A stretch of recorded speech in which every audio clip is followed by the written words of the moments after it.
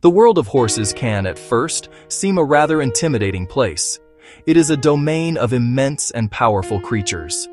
For the newcomer, the stable yard is filled with unfamiliar sounds. The soft nicker of a horse, the clatter of hooves on concrete. New scents hang in the air, the sweet smell of hay, the earthy aroma of the animals. It is a sensory world that can feel overwhelming. One might stand at the gate, a complete novice, feeling small and uncertain, watching others move with a confidence that seems impossibly far away. This initial hesitation is perfectly natural, but then a shift can occur. A month ago, I stood at that very gate. Today, something is different. The sounds are no longer a cacophony, but a kind of language. The smells are no longer strange, but comforting. The horses, once intimidating giants, now appear as individuals, a curious one, an aloof one, a playful one. One of the first great gifts of these stories is the way they map out the equestrian world. A well-told horse story acts as a blueprint for the physical environment of a stable. Through the eyes of a character, the reader is guided from the dusty driveway to the main stable block. We are shown the individual stalls, each a private room for its occupant. The narrative leads us into the tack room, a place that might otherwise seem chaotic, then reveals its quiet order. Saddles rest on wooden racks. Bridles hang in neat rows, leather and metal gleaming in dim light. The story makes sense of the space. Beyond the buildings, the narrative paints the people and their roles. We meet the stable owner who watches over the entire operation. We are introduced to the groom whose hands are rarely still as they work to keep the horses healthy and clean. We see the riding instructor guiding students with a firm but encouraging voice. Every specialized world has its own language, and the equestrian world is no exception.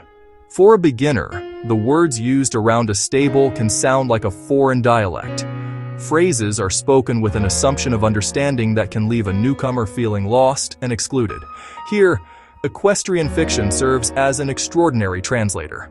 It does not present you with a sterile list of vocabulary to memorize. Instead, it weaves the words into the fabric of the story, giving them context and meaning. The learning process becomes effortless, absorbed naturally as the plot unfolds. Simple, essential words appear again and again.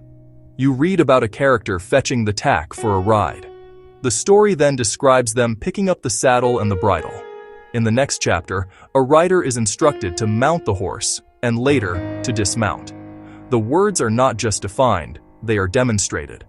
We see a young rider learning to groom a pony using a curry comb in circular motions.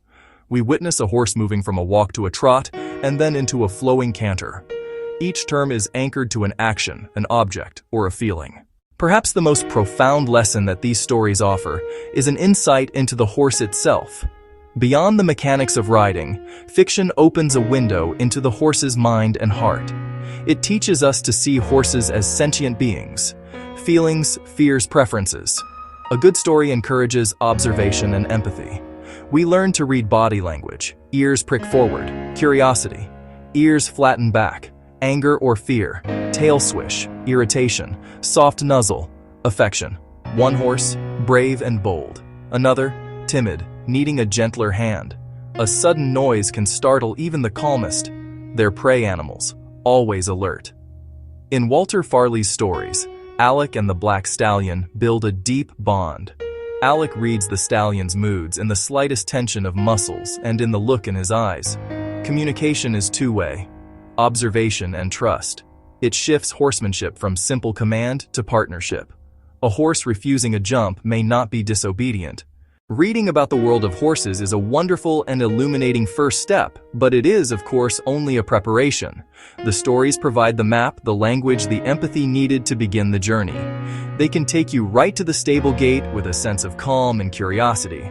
However, it is important to remember a simple note on safety. A book is a guide, not a substitute for an experienced teacher. The dynamic reality of sitting on a 1,000-pound animal requires real-world instruction. Always seek lessons from a trained professional, and always, without exception, wear a helmet. With that in mind, here are a few simple tips for using fiction as your guide. First, Choose books with short, manageable chapters. Read one before you go to sleep, allowing the scenes and the language to settle in your mind. Second, consider keeping a small notebook. Farrier, lunge line. Jot it down with a simple explanation. This creates a personal glossary that you can refer back to. And third, if possible, listen to an audiobook. Hearing the words spoken can help with pronunciation and make them feel more familiar when you hear them at the barn.